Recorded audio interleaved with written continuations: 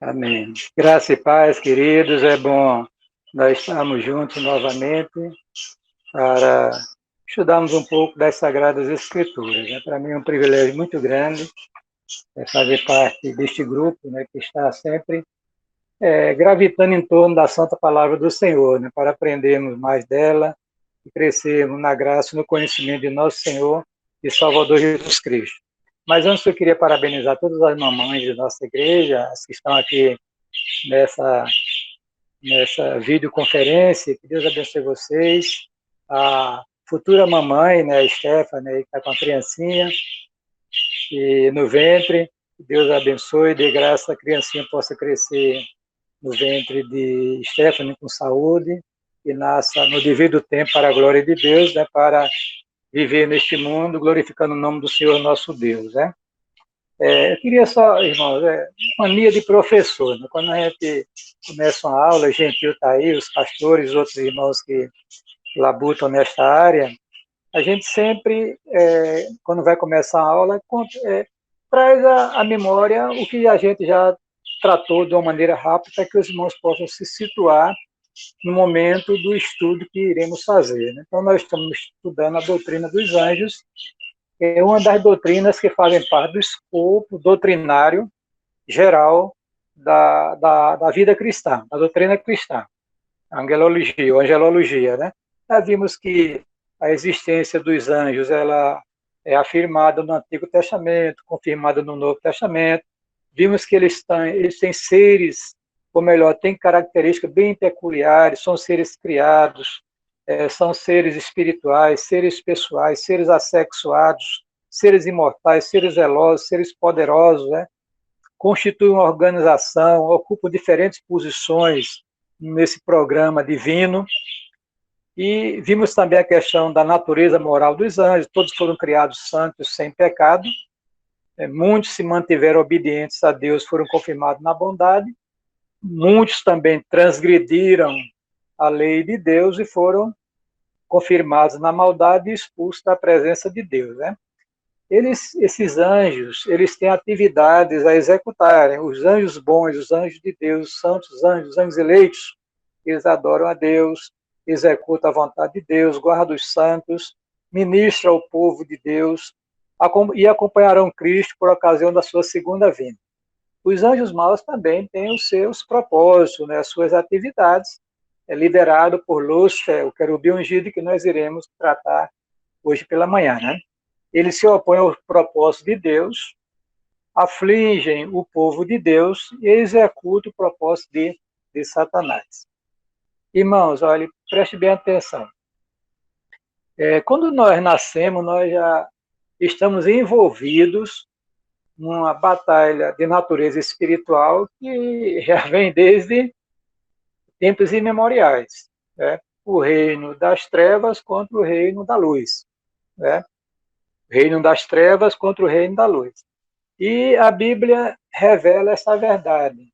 Por exemplo, na carta que Paulo escreveu aos Efésios, né, no capítulo 6, eu quero convidar você a abrir a sua Bíblia, ele diz o seguinte, aqui no versículo de número 12. Ele diz assim: porque não temos que lutar contra a carne e o sangue, mas sim contra os principados, contra as potestades, contra os príncipes das trevas deste século, contra as hostes espirituais da maldade nos lugares celestiais. Né? Então a gente está envolvido numa batalha sem trégua, né, sem nenhum armistício, né? Uma batalha que envolve as nossas vidas de dia e de noite. E os seres espirituais não se cansam, nós cansamos, estamos limitados pela nossa natureza humana decaída, né? Temos limitações inúmeras, né? E eles não têm essa limitação digamos assim, de fadiga, não tem. Então, é uma luta muito grande, muito difícil, mas já está garantida para o crente a vitória por causa de nosso Senhor Jesus Cristo. Isso digamos assim, no plano ideal. Porque se você ler o texto de Colossenses, lá no capítulo 2, eu estava marcando aqui hoje pela manhã, o texto diz o seguinte: é que quando Cristo, na cruz, ele diz assim, lá do capítulo 2 de Colossenses, versículo 15, e despojando os principados e potestades, os expôs publicamente e deles triunfou em si mesmo. Quer dizer, na cruz, Jesus esmagou a cabeça da serpente, ele é o inimigo vencido, mas é o inimigo que ainda está, segundo o propósito de Deus, ativo e operando neste mundo e se opondo a Deus e à sua igreja, e ao homem em geral. Então é bom que a gente entenda essa verdade, porque, irmãos, uma das máximas que se tem, né, numa batalha, digamos assim, entre os homens que conhecem essa área, ele diz o seguinte: é preciso conhecer o nosso inimigo para poder nos precaver das suas ciladas e vencê-lo no momento adequado. Aliás, isso é muito interessante porque Paulo, escrevendo aos Coríntios, no capítulo, a segunda carta, ele disse uma coisa interessante aqui. Versículo 11. Porque não ignoramos os seus ardis. Está vendo? Não ignoramos os seus ardis. Lá em Efésios, no capítulo 6, versículo 10 e 11, Paulo diz que, falando sobre as astutas ciladas do diabo. Então, o crente precisa conhecer o seu inimigo para poder se defender, resistir a ele e vencê-lo, porque essa vitória já nos foi garantida através de nosso Senhor Jesus Cristo. Paulo, escrevendo aos Coríntios, na sua segunda carta, ele diz o seguinte: Deus, em Cristo, sempre nos conduz em triunfo. Lá na primeira carta aos Coríntios, no capítulo 15, 58, ele diz o seguinte: 57 ele diz assim: graças a Deus que nos dá a vitória por nosso Senhor Jesus Cristo. Então, queridos, né, nós somos um povo vitorioso, mas não quer dizer que nós não estejamos enfrentando uma batalha e o crente tem que estar preparado. A minha grande preocupação, irmãos, como pastor, é justamente tentar assim, municiar a igreja com informações bíblicas para que ela possa resistir no dia mal, porque está acontecendo, vai acontecer, ninguém está isento, né, digamos assim, de dificuldade na vida, de opressão do diabo, de oposição do diabo e seus anjos, precisamos estar preparados, né? Agora, mais do que tudo, precisamos discernir.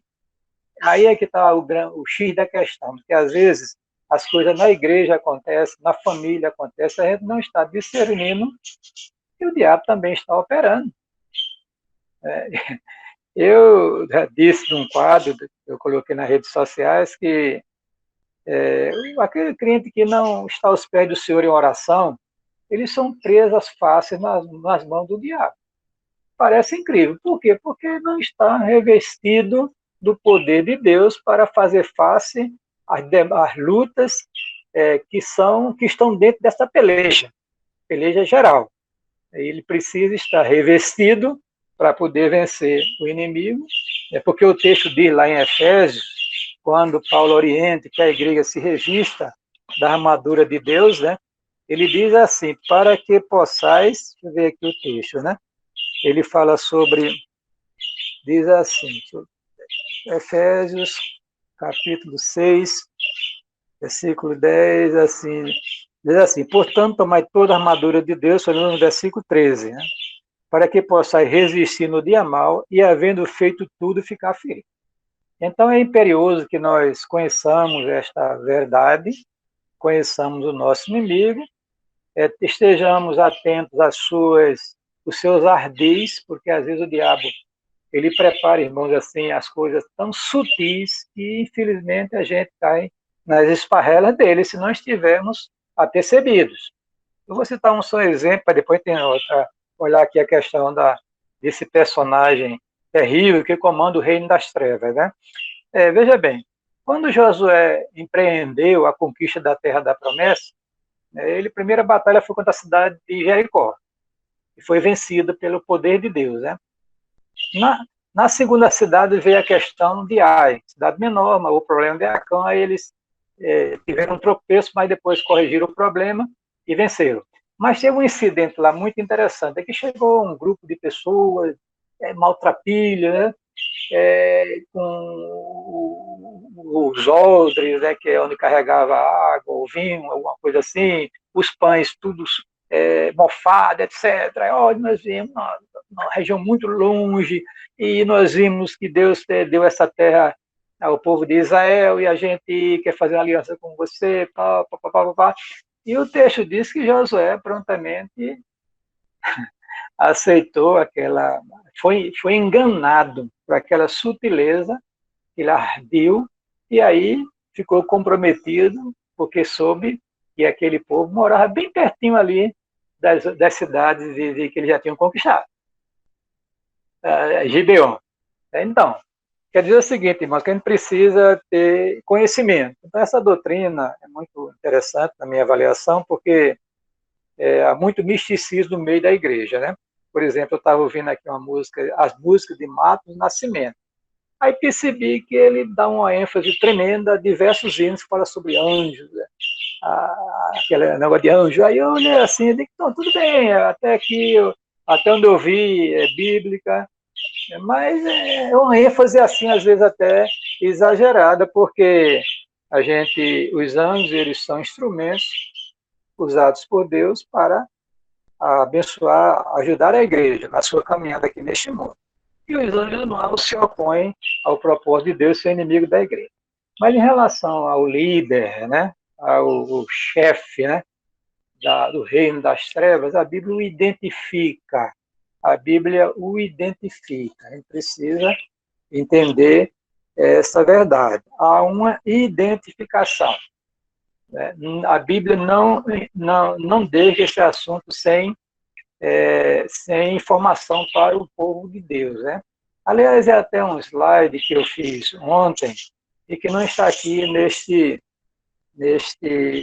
nesse conjunto de slides que eu passei aí para Fabiano e que Marçal deve estar comandando, né? Então, muito bem. Então, a questão é a seguinte, que o texto o identifica. Os textos identificam esse líder. E nós olhamos assim, começamos a observar que esse personagem é um personagem que ocupava no programa divino uma posição muito elevada. Tudo indica, né, que lá pelo texto de Isaías 14 e Ezequiel 28, se trata de um dos mais assim expressivos, né, seres celestiais que Deus criou, porque Deus criou os anjos, dentre os anjos os estratificou, digamos assim, tem serafins, querubins, arcanjo, anjo, principados, potestades, assim por diante. Tem toda uma hierarquização, não no sentido de um obedecer ao outro, mas no sentido de função específica que exerce dentro do programa divino. Satanás, que é o grande imitador de Deus, fez algo parecido, né? Estratificou, ou mesmo categorizou os seus anjos, e nós temos principados, potestades, tem demônios, tem ele que é o chefe, e assim por diante. Em relação a ele, irmãos, a Bíblia já começa a nos dar a informação de que antes que o homem viesse a existir, que as coisas que são criadas viessem a existir, né, já tinha a existência dos anjos sendo uma realidade. É o que diz Paulo escrevendo aqui aos Colossenses, que eu vou repetir para os irmãos, porque o texto sagrado diz que quando Deus criou,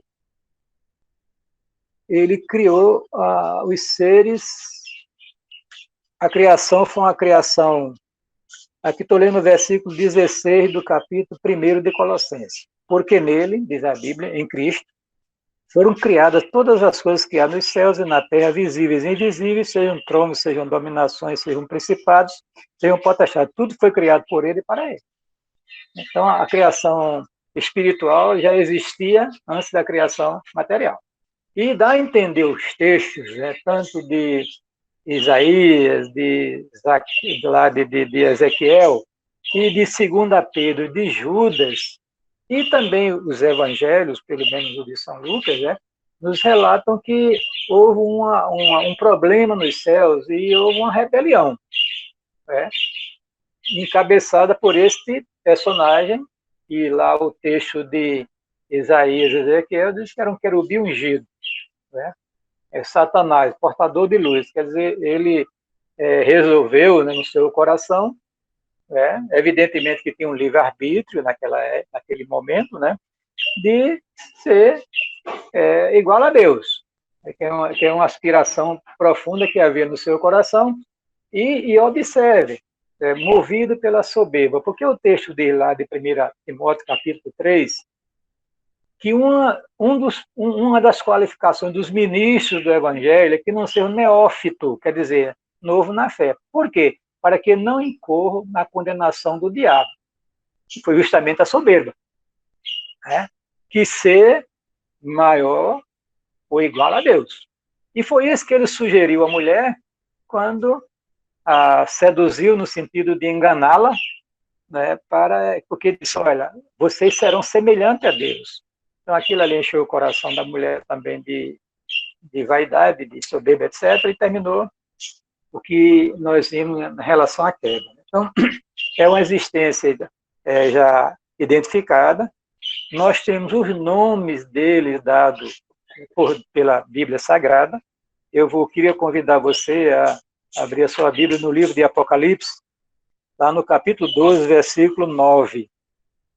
Diz o seguinte: e foi precipitado o grande dragão. Então, ele é identificado como um grande dragão.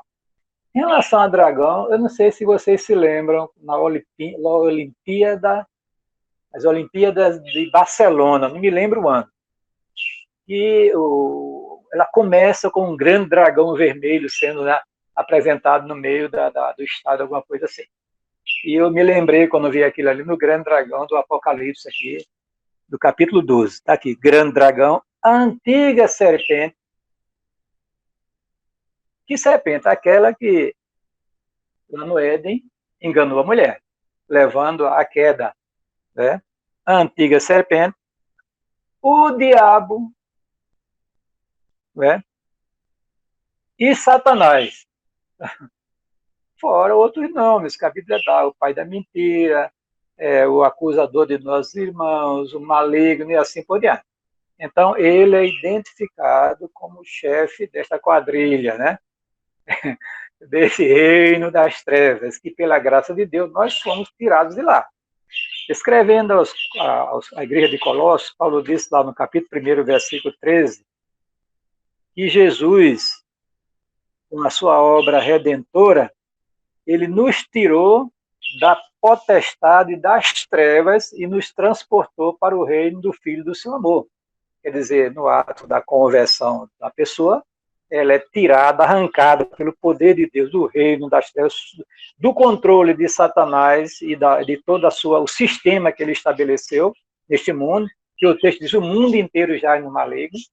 É o espírito, né, da desobediência que opera no meio, ou melhor, o espírito maligno que opera no meio dos filhos da desobediência, como está escrito em Efésios capítulo 2, versículo 1. Quer dizer, nós somos arrancados pelo poder de Deus e transportados para outra esfera livre deste poder maligno, no sentido de morte, de domínio, de possessão e assim por diante, e transportado para o reino da luz. Então, a existência de Satanás é uma realidade. Satanás, irmão, a igreja romana o pintou na Idade Média com aquele bicho preto, com os olhos de fogo, né, com chifre, com o tridente na mão, com a cauda, né? É uma figura aterradora, né? Mas, na realidade, ele é bonitão, lindão, sabe? Porque o texto diz lá, aqui em Corinto, que ele se transfigura em anjo de luz. E uma das provas é que é o seguinte, é que quando os anjos de Deus subiram, na época de Jó, para se apresentar diante de Deus, ele ia no meio deles, e os anjos não identificaram. Porque se tivesse identificado, o Senhor te repreenda. Então, tá ali como anjo de luz, só Deus identificou, né? Então é preciso que a gente entenda que esse inimigo, ele existe, e muitos não acreditam. Muitos acham que isso é conversa, história de carochinha, conversa da Idade Média, que Satanás não existe, e ele gosta disso, que o pessoal não conheça a sua existência. Mas a igreja não. A igreja tem a palavra, a igreja tem a oração, tem o Espírito de Deus que lhe revela a existência, e não só a existir, mas os ardis, as armadilhas que esse personagem e os seus anjos, eles jogam, lançam o laço do passarinheiro, que é jogado para os servos de Deus. E muitos servos de Deus, infelizmente, caem, porque, evidentemente, com a permissão divina. Por quê? Porque não estão cheios, revestidos da armadura de Deus, cheios do Espírito de Deus. Não conhece, às vezes, a Bíblia. E qualquer coisinha que surge, o crente embarca pensando que é de Deus. Não, irmão, a gente precisa ter discernimento espiritual. Daqui para frente, irmão, a gente vai ser mais confundido. Porque a Bíblia diz que nos últimos dias Deus enviará uma tal de operação do erro para que se dê em crédito a mentira no lugar da verdade. E isso vai confundir muitos crentes na igreja. Crentes nominais, pessoas que não conhecem, não têm experiência com Deus, não estão com a armadura de Deus sobre si, então ficam presas fácil. Quando eu vejo, irmãos, assim, os crentes que assim não olham com atenção a questão da oração, eu fico assustado. Porque o que eu escrevi é a verdade. Eu disse que é a pessoa que, falando de liderança, né? O líder que não investe na oração, ele é presa fácil na mão do diabo e vai dar mais problema do que ser uma bênção no meio da vida do povo de Deus. Isso também é um crente em comum. Então, a questão é a seguinte, é conhecer esse inimigo, é saber que ele existe, que ele tem uma identidade, né? A existência dele está devidamente comprovada nas Sagradas Escrituras, e a gente vê o rastro da serpente ao longo da história, a destruição que ele tem causado na humanidade. Milhões foram levados ao inferno porque deram ouvido à voz deste inimigo. Porque, inclusive, o texto de João diz na primeira carta, lá no capítulo 5, que o mundo inteiro está posto no maligno. Pois é, o mundo inteiro. E lá em Efésios, capítulo 2, versículo 1, Paulo diz que o quê? Ele diz assim, irmãos, e vos vivificou estando vós mortos sem ofensas e pecados. Versículo 1. Segundo, em que noutro tempo andaste segundo o curso deste mundo, segundo o príncipe das potestades do ar, do espírito que agora opera nos filhos da desobediência. Aí diz assim, entre os quais todos nós também antes andávamos, os desejos da nossa carne, fazendo a vontade da carne e dos pensamentos, que eram, por natureza, filhos da ira, como os outros também. Mas Deus quer riquíssima sua misericórdia, pelo seu muito amor com que nos amou, estando nós mortos em delitos e pecados, nos vivificou juntamente com Cristo.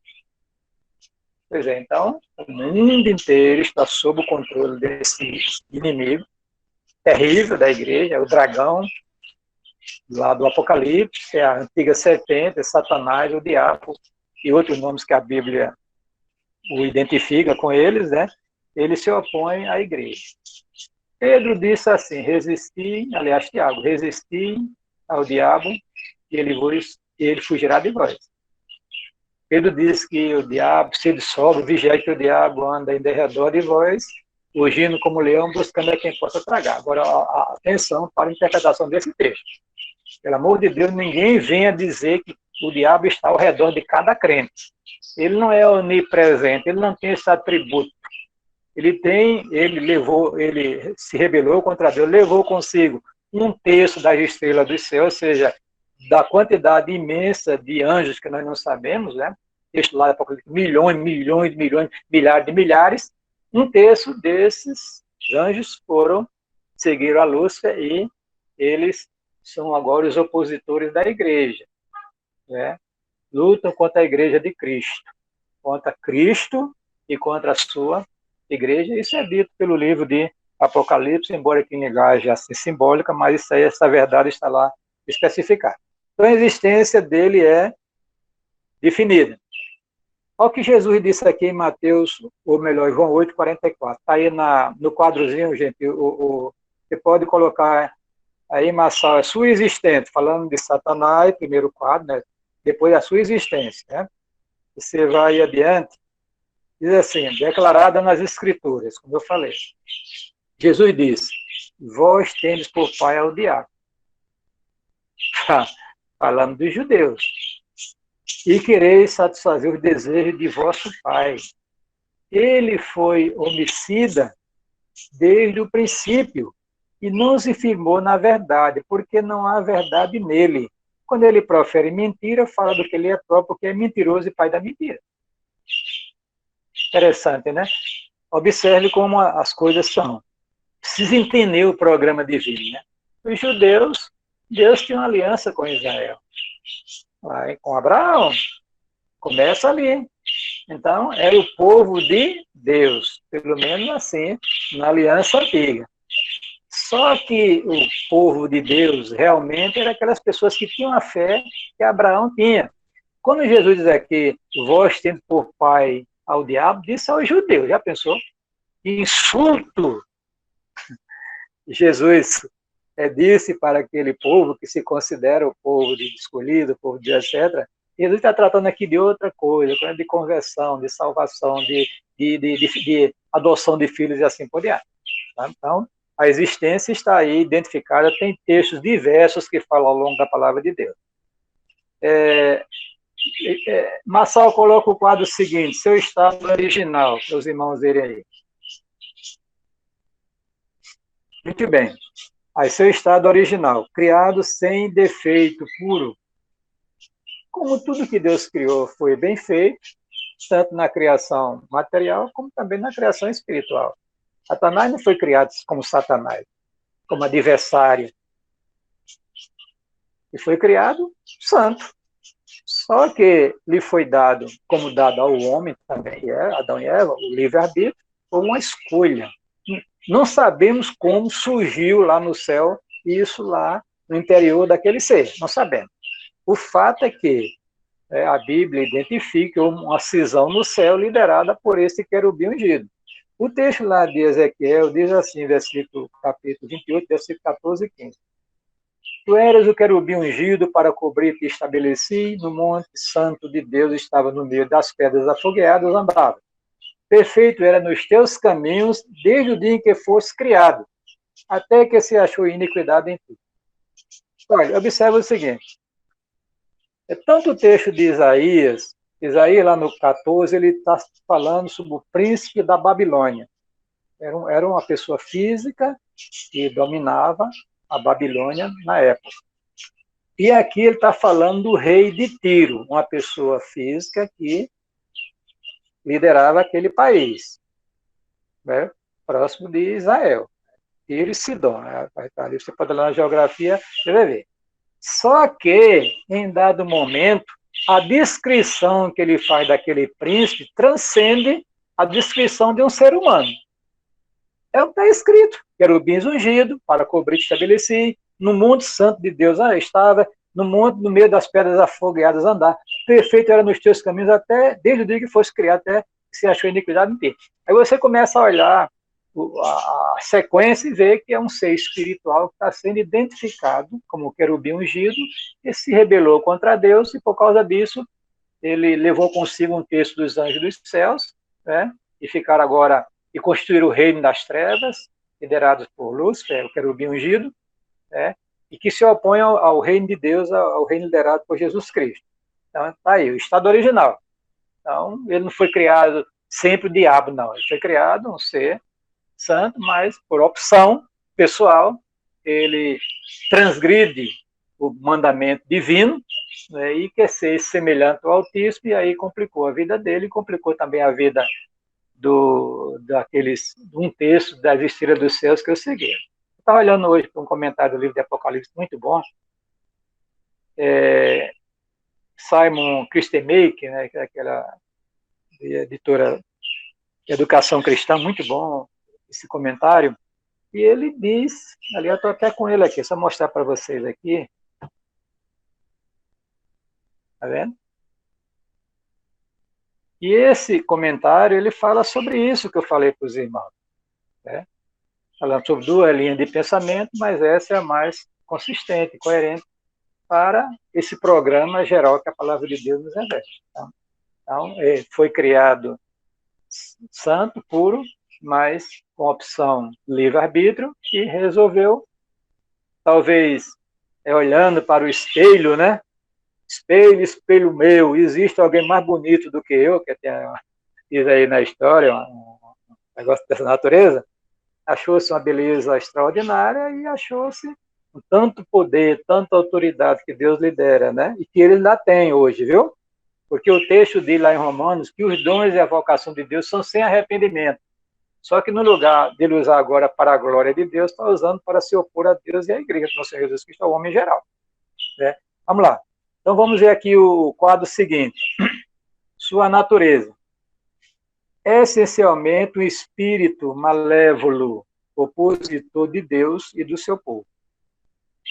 Olha, irmão, se você olhar o rastro da serpente, quando o diabo é expulso do céu, depois da sua transgressão, ele ficou observando Deus criar o mundo material.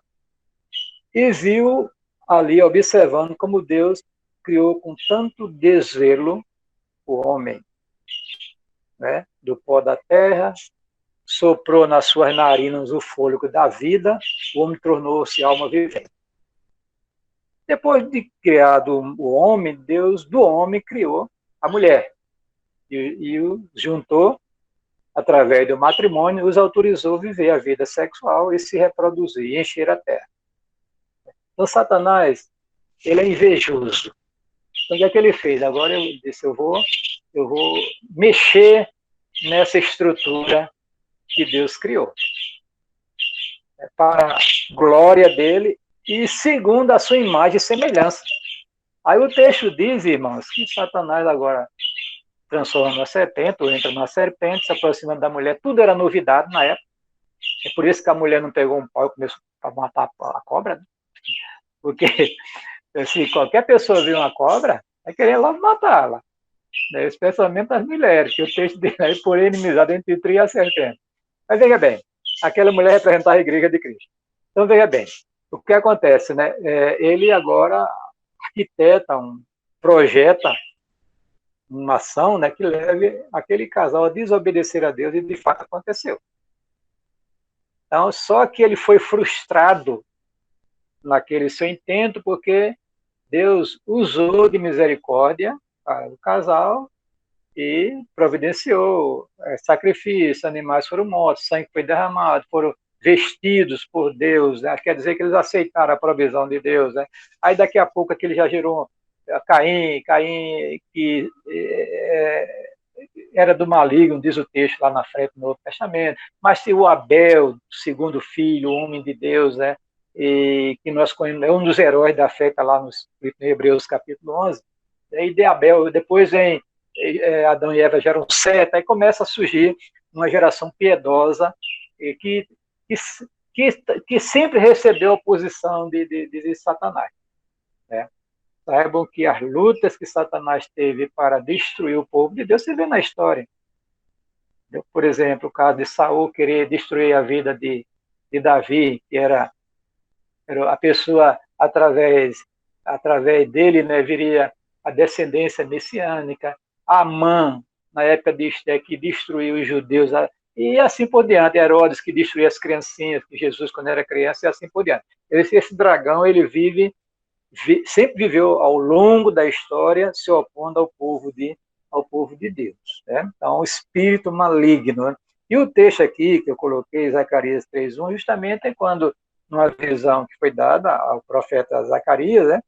Ele foi visto lá o sacerdote Josué, diante de Deus, o sumo sacerdote, e Satanás, na presença dele, se opondo a ele diante do próprio Deus. Diz o texto aqui. Ele mostrou o sumo sacerdote Josué, o qual estava diante do anjo do Senhor, que era uma teofania, e Satanás estava à sua mão direita para se lhe opor, né? É opositor dos nossos irmãos, é o adversário dos nossos irmãos. Vamos adiante, passar para o slide seguinte, o caráter dele, né? Maligno, né? Sempre voltado para o mal. Satanás, ele oferece o homem, ele apresenta o pecado como algo muito atraente, gostoso, né? Porque o texto de lá de Gênesis é bem interessante, aquele texto, né? que a mulher viu o fruto da árvore do conhecimento do bem e do mal, viu que era bonito, que era agradável, e que era desejável para dar inteligência assim por diante. Então, é isso que ele faz. Então, ele é maligno nos seus intentos, né? Aí nós temos um texto aqui de Lucas que diz o seguinte, para ver o resultado da operação dele na vida da pessoa.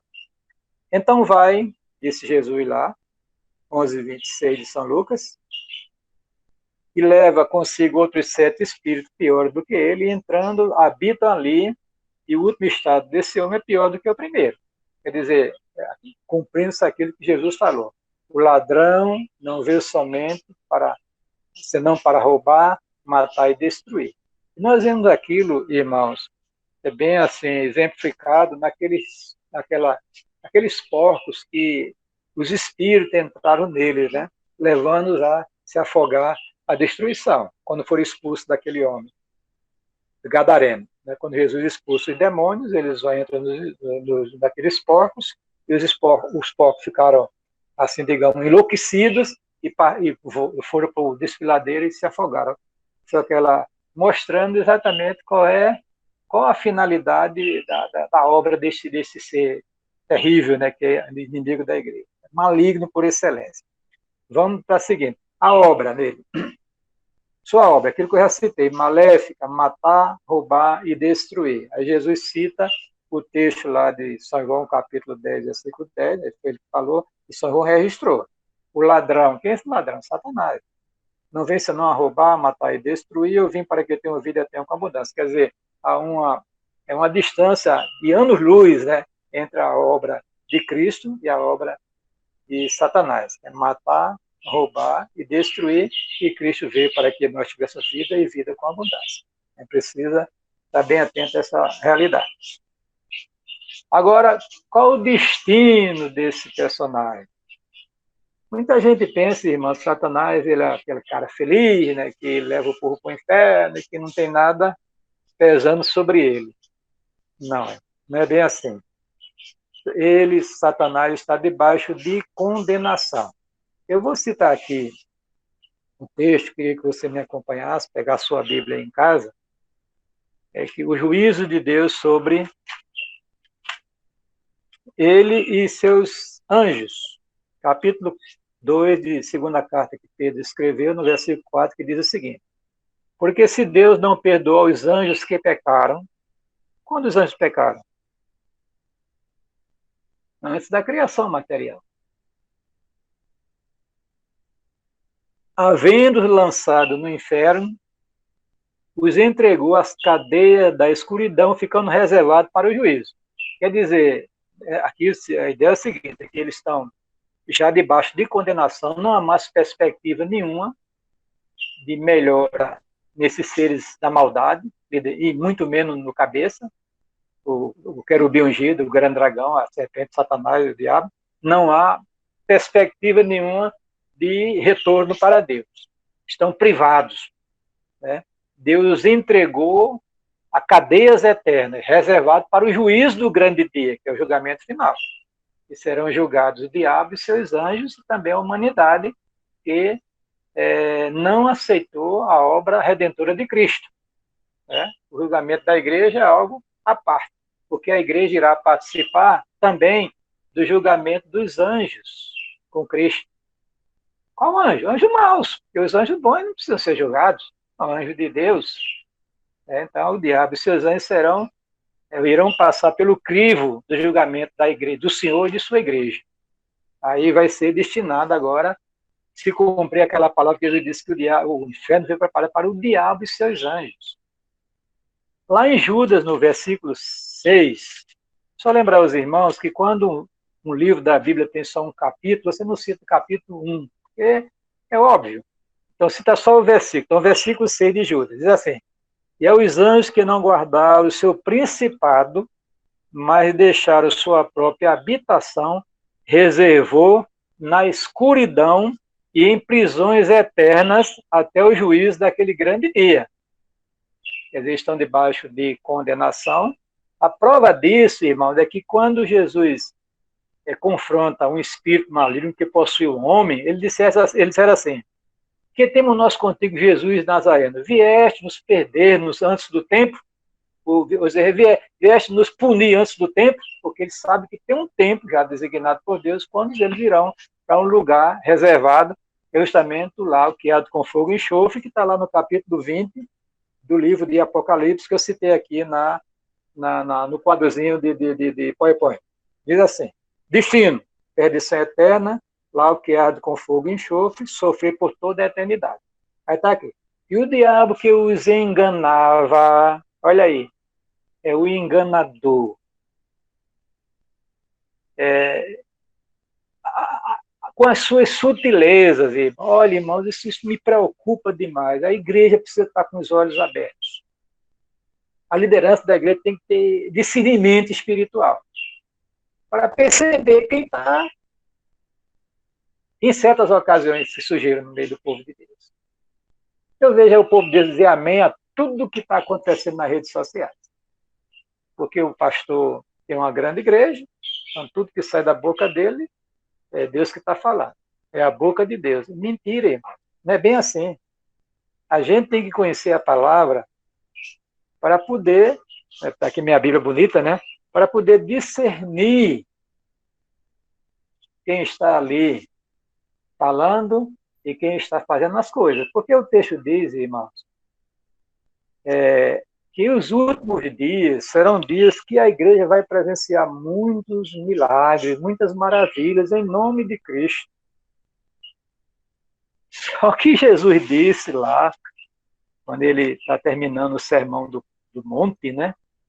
Muitos virão naquele dia, Senhor, nós não profetizamos em teu nome, nós não fizemos maravilhas em teu nome. Jesus disse, nunca vos conheci. Apartai-vos de mim, vós que praticais a iniquidade. Quer dizer, irmãos, que a igreja tem que ter discernimento espiritual, não se impressionar com multidões, nem também com as maravilhas que surgem no meio do povo de Deus, que às vezes a fonte não é benigna, não é Deus, e sim o diabo, para enganar, porque o texto diz de Apocalipse, vai enganar todos, à exceção daqueles que têm o selo do Deus vivo, ou seja, que tem o Espírito de Deus e anda à luz da sua palavra, esses não serão enganados. E o resto do povo? Vai tudo numa direção. Mas aí tem um grupinho vai dizer, não, não é assim. Não é verdade. Porque Deus está dizendo o contrário. Então diz o texto aqui, né? E o diabo que os enganava foi lançado no lago de fogo e enxofre, onde está a besta e o falso profeta, justamente os dois aliados do dragão. É um triunvirato que o Apocalipse revela. O dragão, a besta política e a besta religiosa. Antes do dragão ser punido, as duas bestas já foram punidas por Deus aqui. Onde está a besta e o falso profeta, e de dois será atormentado para todo sempre. Esse é o destino de Satanás e seus anjos. Então, o que esse indivíduo quer é não só quer levar consigo, porque ele sabe que ele vai levando consigo um terço dos anjos caídos e quer levar o máximo de pessoas que puder, seres humanos em Maia, feitos à imagem e semelhança de Deus, para um lugar de tormento. A igreja tem que estar precavida, a igreja tem que conhecer o seu adversário, tem que se revestir da armadura de Deus, que nós estamos numa luta de natureza espiritual. Eu e você não somos pares para o diabo, não. E nós mesmos. Nós somos pares quando estamos revestidos da armadura de Deus, do poder do Espírito de Deus, a gente pode repreendê-lo e vencê-lo no nome de nosso Senhor Jesus Cristo. Amém?